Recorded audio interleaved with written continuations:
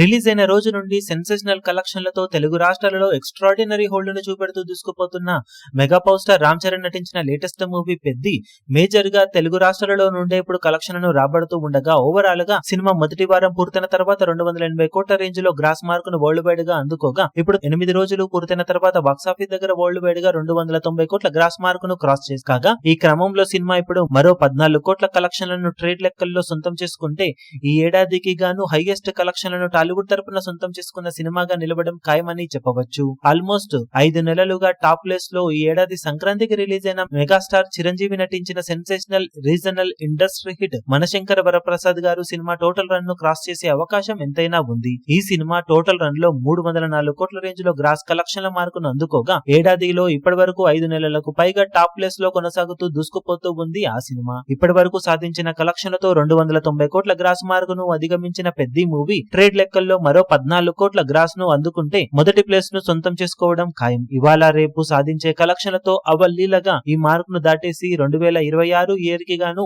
ఇప్పటి నుండి అఫీషియల్ గా హైయెస్ట్ గ్రాస్ కలెక్షన్ ను ఏడాదికి అందుకున్న సినిమాగా నిలవనున్న పెద్ద మూవీ లాంగ్ రన్ లో బ్రేక్ ఈవెన్ అందుకునే క్రమంలో బెంచ్ మార్క్ ను ఇంకా పెద్దదిగా చేసే అవకాశం ఎంతైనా ఉంది. ఇయర్ ఎండ్ వరకు పెద్దని అందుకునే ప్రయత్నం ఏ సినిమా అయినా చేస్తుందో లేదో చూడాలి. ఇప్పుడు ఈ వీడియో మీకు నచ్చినట్లయితే లైక్ చేయండి, షేర్ చేయండి, ఛానల్ ను సబ్స్క్రైబ్ చేయడం మాత్రం మరవకండి. ఏ చిన్న అప్డేట్ ను మిస్ అవ్వకూడదు అనుకుంటే బెల్ ఐకాన్ ను ప్రెస్ చేయండి.